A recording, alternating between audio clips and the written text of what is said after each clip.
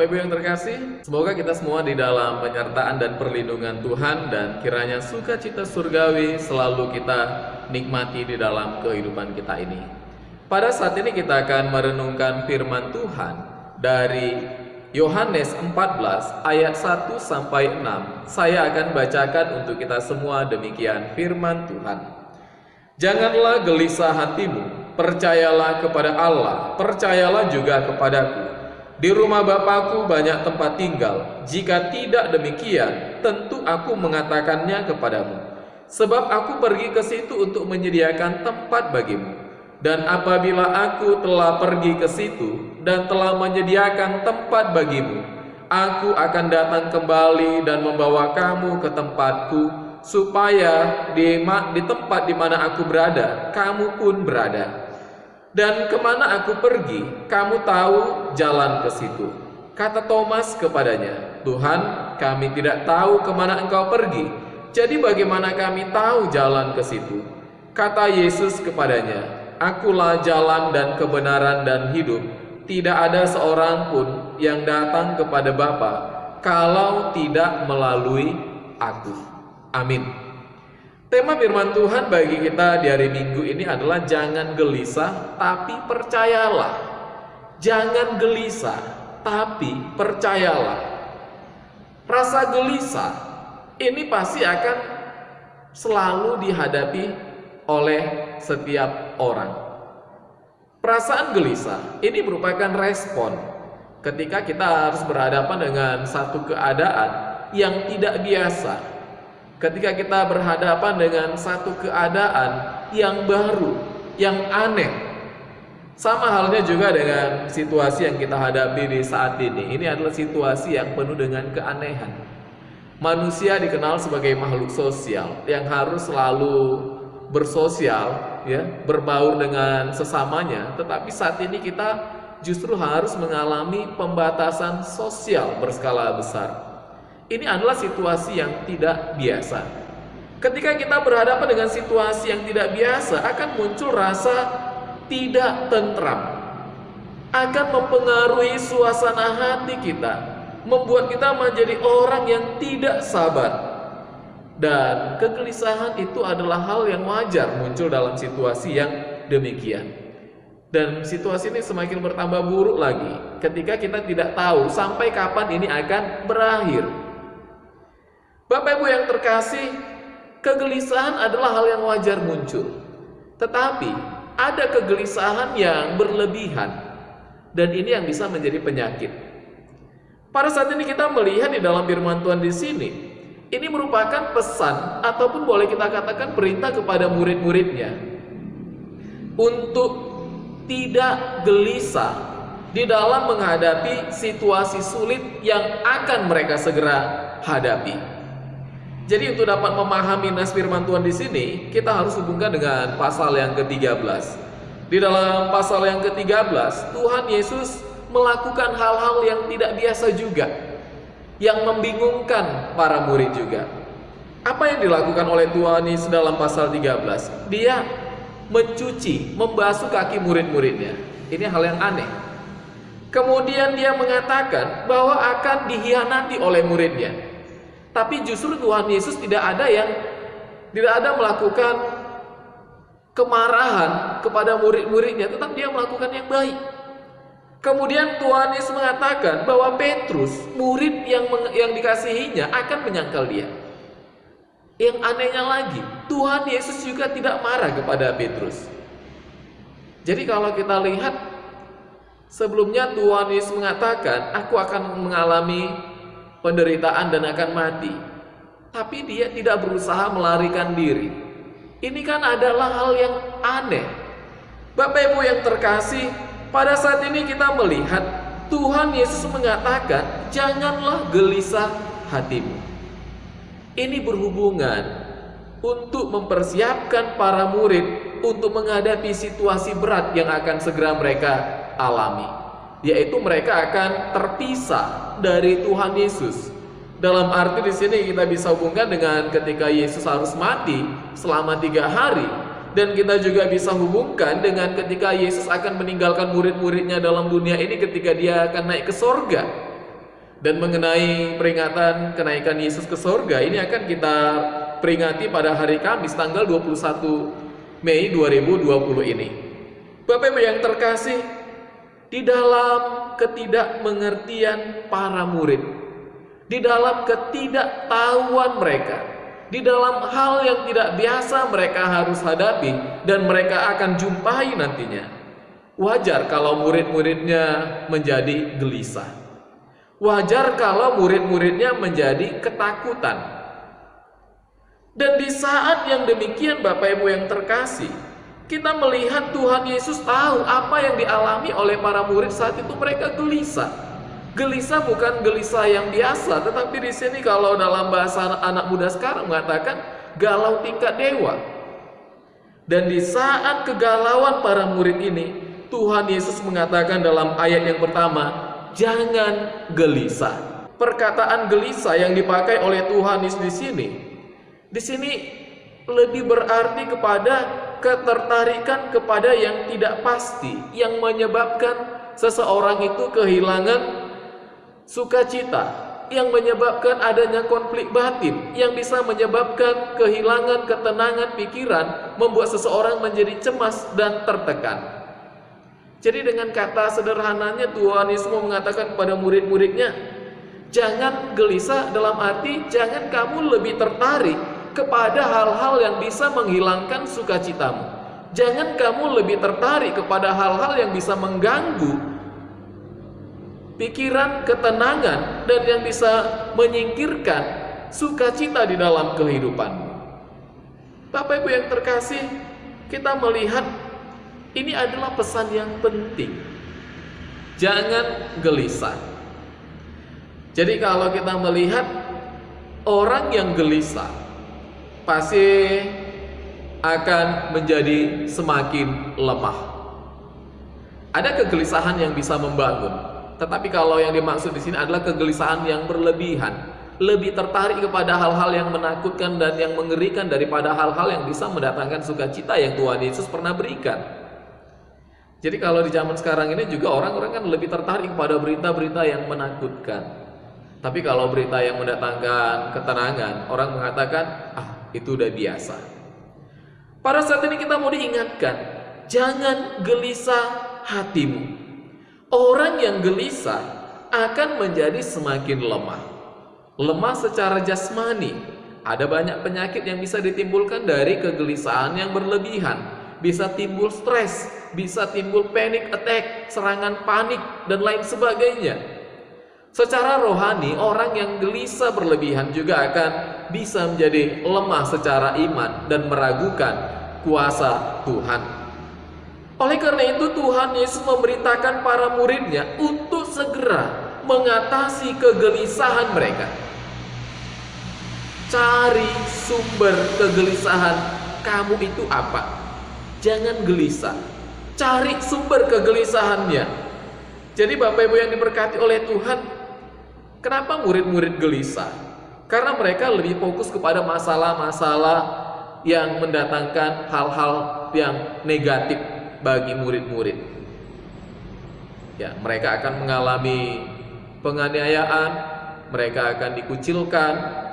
Ini mereka lebih fokus kepada hal-hal yang menakutkan itu daripada fokus kepada pekerjaan Tuhan Yesus yang memang harus dikerjakan oleh Tuhan Yesus.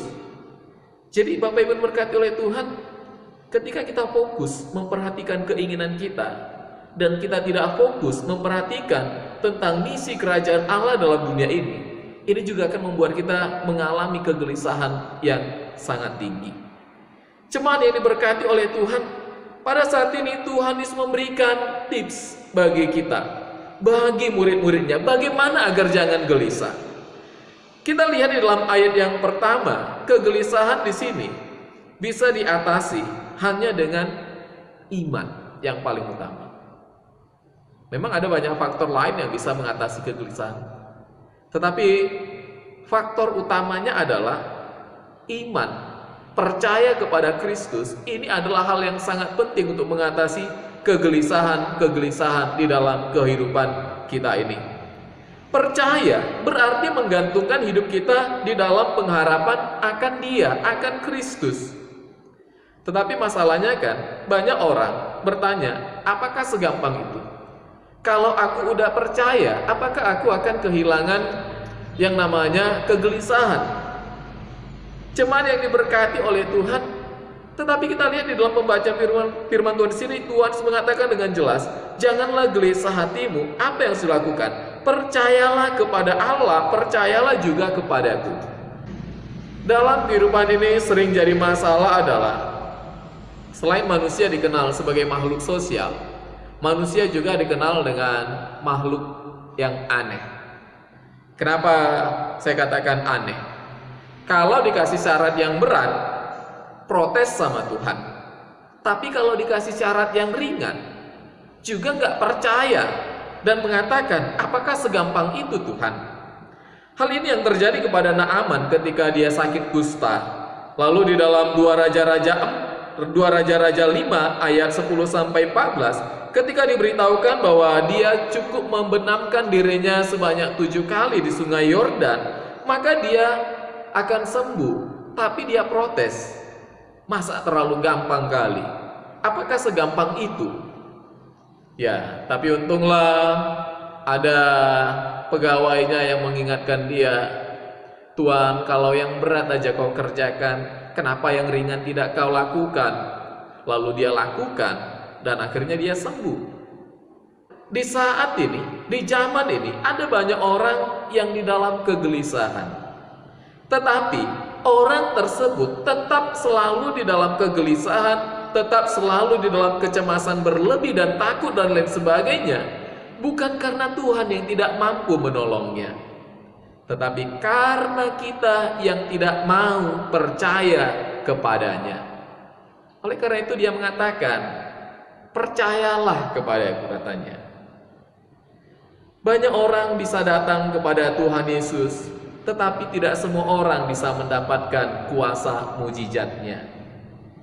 Kenapa ini bisa terjadi? Karena tidak semua orang bisa percaya bahwa kuasanya mampu mengubahkan, mempengaruhi kehidupannya.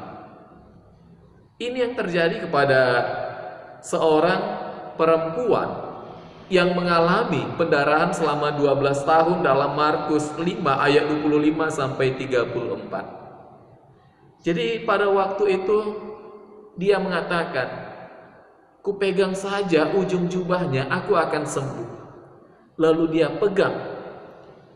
Pada saat dia memegang ujung jubah Tuhan Yesus, dia langsung sembuh dari penyakitnya. Pada saat itu, kita lihat di dalam ayat 30 sampai 31, Tuhan Yesus bertanya kepada murid-muridnya, siapa yang memegang jubahku? Ayat 31 muridnya mengatakan, Guru, di sini banyak orang. Di sini semua orang bersenggolan dan menyentuh engkau. Bagaimana kami tahu bisa memastikan siapa yang memegang ujung jubahmu? Apa yang kita lihat Bapak Ibu yang berkati oleh Tuhan di sini? Di sini kita melihat ada banyak orang yang menyentuh jubah Yesus. Bahkan bukan hanya ujung jubahnya, bisa juga menyentuh tangannya dan lain sebagainya. Tetapi pertanyaannya, kenapa hanya satu perempuan ini yang bisa mendapatkan kesembuhan, walau dia hanya memegang ujung jubahnya? Jadi kalau kita lihat, dia bisa mendapatkan kuasa itu. Kenapa? Karena dia percaya bahwa ketika dia melakukannya, mujizat Yesus, mujizat Tuhan terjadi di dalam kehidupannya. Dalam hidup kita juga sering kita demikian Bapak Ibu. Kita datang kepada Tuhan, tetapi kita masih tetap meragukan. Kita tetap mengatakan, Tuhan, benarkah segampang ini? Tuhan, benarkah Engkau mampu mengubahkan keadaan kami?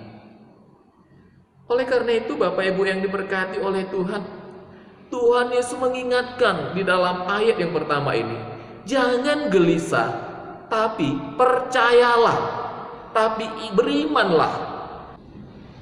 Pada saat ini kita diingatkan, jangan gelisah, tapi percayalah. Janganlah gelisah secara terus-menerus. Persoalan kita belum selesai. Masalah kita boleh saja semakin bertambah.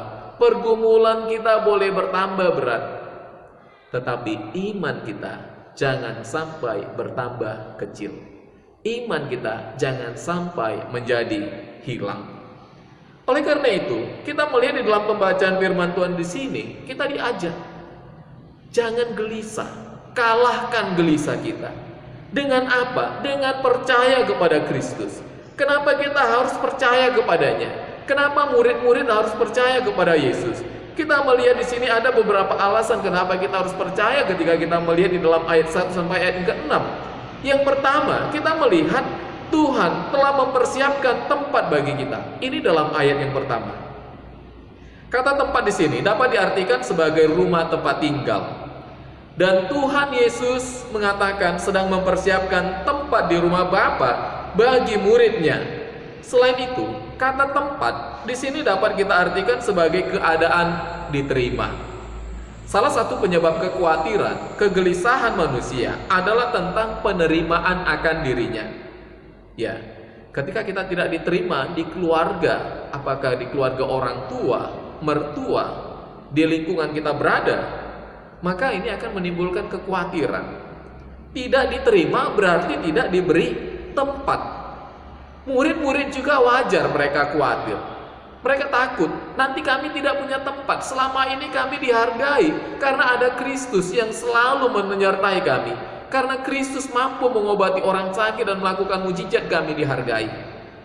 Tetapi ketika Kristus, Yesus akan meninggalkan mereka, mereka mengatakan, nanti kami akan kehilangan tempat. Kami tidak akan dihargai. Tetapi Tuhan Yesus mengatakan bahwa Dia sudah menjamin tempat bagi mereka. Tempat bagi murid-muridnya. Kalaupun dunia tidak menerima mereka, tempat yang lebih baik lagi Tuhan Yesus sudah persiapkan bagi murid-muridnya, termasuk kita juga di dalam dunia sekarang saat ini. Bapak Ibu yang terkasih oleh Tuhan kita Yesus Kristus, kenapa kita harus percaya kepada Kristus Yesus? Di dalam ayat 3 sampai yang keempat, Tuhan Yesus menjanjikan kebersamaan bersama dengan murid. Kalaupun Dia naik ke sorga, Dia tidak pernah membiarkan kita seorang diri. Ada kebersamaan yang Dia janjikan dan tawarkan. Perasaan terpisah, terasing, terkucilkan adalah sesuatu yang sangat mengerikan. Hal ini yang paling menakutkan sebenarnya ketika seseorang itu terkena COVID-19. Yang diasingkan bukan hanya dirinya saja, keluarganya, semua dikucilkan. Jadi karena takut dikucilkan, karena takut diisolasi, banyak orang yang tidak mengaku bahwa dia baru datang dari zona merah. Ini yang jadi masalah. Perasaan takut diisolasi, perasaan takut dikucilkan, ini mendatangkan kekhawatiran yang berlebih. Ketika mendengar bahwa Yesus akan pergi, para muridnya juga ketakutan. Selama ini kami biasa berjalan 3,5 tahun ke sana kemari siang malam bersama. Lalu sekarang ketika Yesus akan meninggalkan kami akan terkucilkan, kami akan tersendiri. Tetapi pada saat ini kita melihat Bapak Ibu yang diberkati oleh Tuhan kita Yesus Kristus, ayat yang ketiga dan yang keempat Tuhan mengatakan, aku akan datang kembali. Artinya apa? Tuhan Yesus akan tetap mendampingi. Dan bahkan bukan hanya sekedar datang, tapi Tuhan Yesus akan membawa murid-muridnya untuk tetap bersama dengan Dia. Di sini ada janji kebersamaan yang secara terus-menerus yang Tuhan Yesus janjikan. Oleh karena itu Bapak Ibu yang diberkati oleh Tuhan kita Yesus Kristus, janji Tuhan ini seharusnya kita aminkan. Bahwa kita tidak pernah mengalami kesendirian di dalam menghadapi situasi sulit saat ini. Kita boleh saja mengisolasi diri, tetapi Tuhan tidak pernah membiarkan kita sendiri. Oleh karena itu mari kita selalu percaya kepadanya. Mari kita selalu berharap kepadanya. Kesendirian kita bukan alasan bagi kita untuk juga menganggap Tuhan jauh dari diri kita. Bapak Ibu yang diberkati oleh Tuhan kita Yesus Kristus, Tuhan Yesus mengatakan, menjanjikan, aku akan kembali. Aku akan selalu mendampingi kamu. Hal yang ketiga yang mau kita renungkan dari firman Tuhan di sini adalah kenapa kita harus percaya kepada Yesus. karena Dia menuntun kita di dalam kehidupan kita ini. Tuhan menuntun jalan hidup kita senantiasa. Di dalam ayat 5 sampai yang ke-6, ketika Thomas berkata, "Guru, Tuhan, bagaimana kami tahu kemana Engkau pergi? Kami tidak tahu kemana Kau mau pergi." Lalu kata Tuhan dalam ayat yang ke-6, "Akulah jalan dan kebenaran dan hidup. Tidak ada seorang pun yang datang kepada Bapa kalau tidak melalui Aku." Jadi apa yang kita lihat di dalam ayat yang ke-6 ini, ketika Yesus mengatakan bahwa dirinya adalah jalan, ini berarti bahwa Dia adalah akses penting. Akses penting menuju rumah Bapa, akses penting menuju ke sorga. Dialah satu-satunya yang mampu mengantarkan kita kepada kerajaan sorga.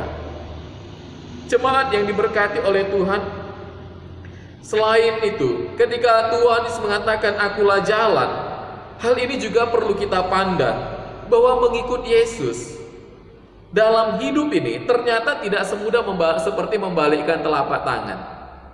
Karena Yesus itu seperti jalan.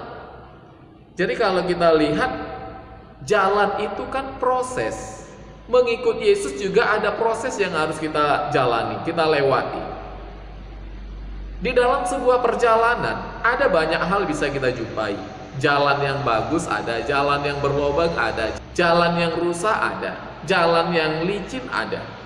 Di dalam mengikut Yesus ini juga harus kita jumpai. Jadi Bapak Ibu yang diberkati oleh Tuhan kita Yesus Kristus, ada banyak hal yang harus kita alami. Tetapi satu jaminan yang kita lihat di dalam pembacaan firman Tuhan di sini adalah bahwa kita tidak akan pernah tersesat. Karena Dia adalah jalan itu sendiri dan Dia juga sebagai penuntunnya. Ada sebuah ilustrasi demikian. Mungkin kita udah pernah mendengarnya, tapi saya akan ulang kembali untuk kita semua. Ini ada seorang pendeta. Satu ketika dia cari kantor pos. Lalu dia bertemu dengan seorang pemuda, ya. Dia tanya, di mana alamat kantor pos?" Lalu pemuda ini mengatakan, "Pak Pendeta, nanti jalan lurus belok ke kiri, lalu belok ke kanan, jalan lurus lagi, itulah kantor pos." Ya, lalu pendeta mengatakan, "Wah, terima kasih banyak." Lalu pendeta ini mengingatkan, "Dek, nanti hari Minggu kita gereja, ya. Kita gereja, lalu nanti kita akan diskusi dan saya akan memberitahukan tentang jalan ke surga." Lalu apa kata pemuda ini? "Pak Pendeta, bagaimana mungkin Bapak bisa memberitahukan jalan ke surga, sementara jalan kantor pos saja Bapak nggak tahu?" Ya, mungkin ini hanya umur saja. Tetapi Bapak Ibu yang diberkati oleh Tuhan, kita lihat Yesus layak kita percaya untuk menuntun kita untuk sampai ke sorga. Kenapa? Karena Dia berasal dari sorga. Jadi tidak mungkin Dia akan tersesat. Dan tidak mungkin juga kita akan tersesat kalau berjalan bersama dengan Dia. Oleh karena itu Bapak Ibu yang terkasih di dalam Tuhan kita Yesus Kristus, mari kita percaya kepadanya. Masalah boleh datang, pergumulan boleh bertambah, tetapi iman kita jangan sampai hilang di masa susah saat ini. Justru di dalam masa-masa yang membingungkan seperti saat ini, biarlah kita tetap memiliki iman pengharapan kepadanya. Bapak Ibu yang terkasih, tetaplah kita doakan agar situasi kita sekarang ini bisa cepat pulih kembali. Tuhan memberkati kita dan Tuhan menyertai kita senantiasa. Amin.